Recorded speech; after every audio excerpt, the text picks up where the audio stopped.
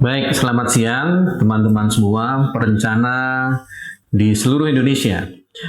Pada siang hari ini kita beruntung mendapat kesempatan ketamuan ini. Kita ketamuan seseorang yang beliau merupakan salah satu pendiri dan inisiator dari Lembaga Sertifikasi Profesi Perencana Pembangunan Indonesia. Saya perkenalkan dulu Pak Dr. Guspika MBA. Ya. Izin Pak, jadi beliau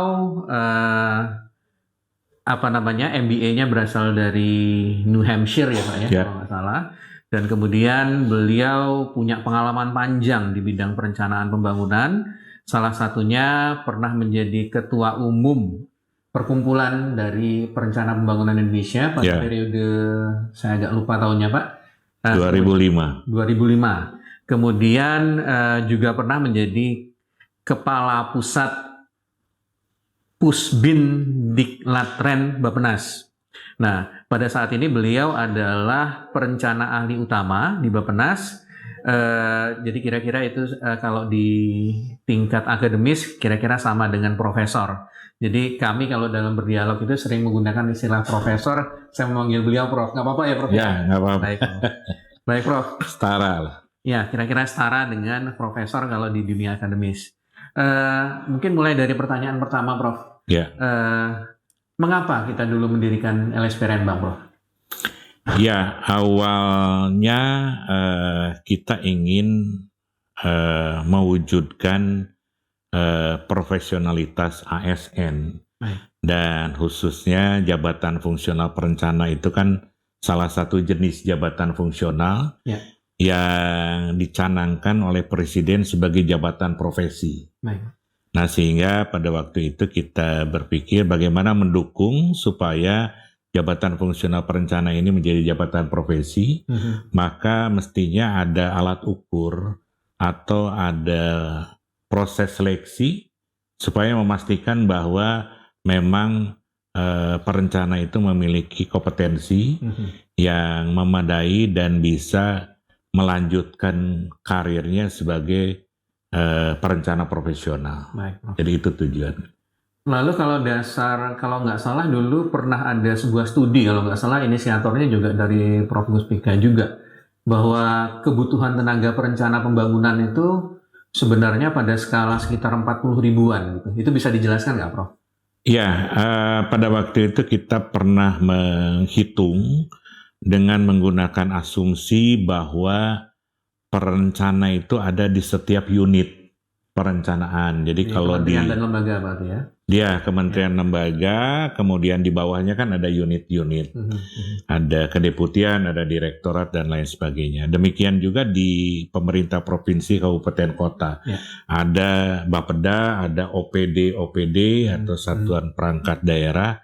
Kita asumsikan bahwa di sana itu ada perencana pada setiap unit itu. Kemudian kita kalikan, misalnya ada jenjang perencana pertama di satu unit kedeputian di KL, Kementerian Lembaga, kemudian perencana muda, Madya Utama, kemudian kalau di daerah kita kalikan jumlah provinsi, kalikan jumlah kabupaten kota, sehingga dapat perkiraan itu sekitar 40 ribuan. 40 ribu.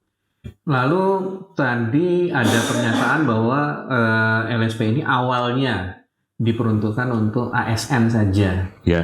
Apakah ini terbuka juga untuk misalnya teman-teman dari misalnya mungkin yang nonton di sini sebagian besar mahasiswa atau dari universitas atau dari profesional yang juga ingin masuk atau ingin mendalami atau menjadi profesional di bidang ini. Apakah itu terbuka, Prof? Ini terbuka. Jadi terbuka untuk siapa saja yang memang ingin memastikan dirinya sebagai perencana profesional.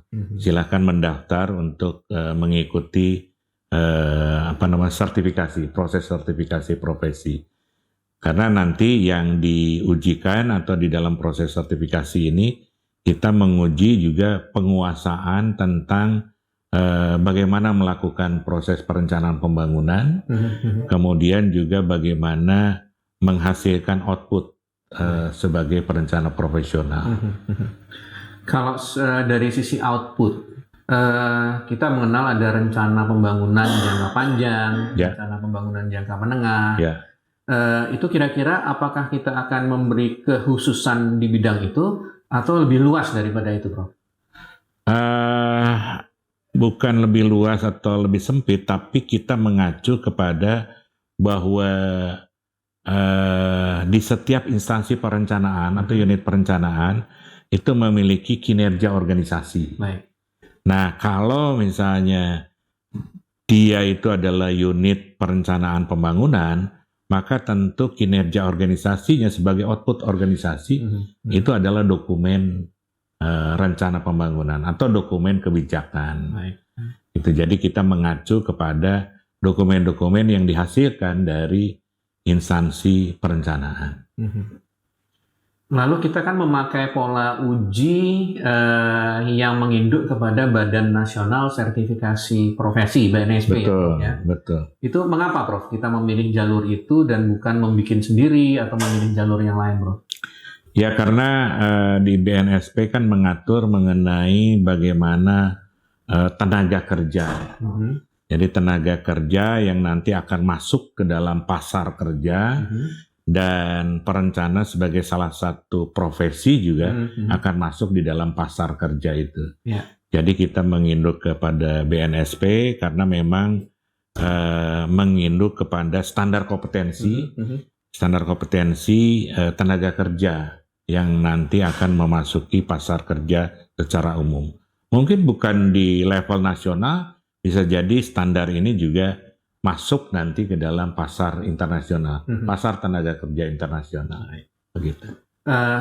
Saya tadi dalam pembicaraan sebelum kita mulai syuting sempat membicarakan tentang SKKNI, ya, juga kemudian tentang KKNI ya, yang tadi diarahkan oleh Prof itu merupakan semacam jembatan bagi teman-teman dari akademisi maupun praktisi untuk bisa saling mengukur diri dan memberikan ekivalensinya. Bisa dijelaskan lebih lanjut, Prof? Iya, jadi kalau saya ingin menyampaikan bahwa kita mengenal ada yang disebut dengan siklus kebijakan dan perencanaan pembangunan, di mana siklus ini lebih menjelaskan tahap-tahap proses perencanaan, mulai dari identifikasi masalah, isu strategis, perumusan kebijakan, penyusunan program, kemudian tahap berikutnya ada adopsi dan legitimasi, kemudian tahap berikutnya pengendalian pemantauan, kemudian terakhir evaluasi pelaksanaan rencana pembangunan. Nah, siklus ini menjadi dasar bagaimana kita memastikan bahwa seorang perencana profesional di dalam proses sertifikasinya harus menguasai seluruh siklus ini. Seluruh siklus mulai dari identifikasi masalah sampai kepada evaluasinya. Sehingga ada unit-unit kompetensi yang mengacu kepada kepastian atau memastikan bagaimana perencana menguasai siklus perencanaan ini. Nah, kemudian KKNI lebih kepada bagaimana setiap standar kompetensi di setiap jenjang perencana itu dipenuhi. Jadi apakah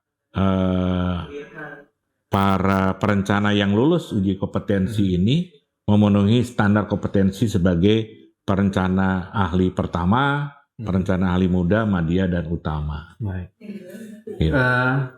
Kalau kondisi lembaga sertifikasi perencana pembangunan sejauh ini sudah bergerak sampai mana, Prof? Artinya dari sisi SDM ada berapa asesor? Kemudian silakan, Prof. Ini saya kira cukup progresif juga LSP Renbang ini. Jadi pada awal-awal kita masih memiliki sedikit asesor, dan sekarang itu sudah sekitar 32 orang asesor yang siap untuk mengoperasionalkan LSP ini. Dan mungkin untuk tahap pertama kita akan roadshow ke perguruan tinggi untuk melayani kebutuhan mahasiswa atau lulusan perguruan tinggi ini untuk memiliki sertifikasi pendamping ijazah. Baik. Jadi nanti mereka lulus sebagai alumni, tapi mereka juga sudah siap kerja. Baik. Karena memiliki sertifikasi profesi pendamping ijazah. Baik, Prof. Ya. Baik, demikian mungkin teman-teman obrolan singkat kita dengan Bapak Dr. Guspika MBA. Bagi teman-teman mahasiswa maupun profesional lain yang ingin bergabung dalam kolam bakat yang terkait dengan perencanaan pembangunan, bisa mengakses di www.renbank.id. Terima kasih banyak, Prof, atas waktu dan kesempatan yang sudah diberikan. Selamat siang, teman-teman.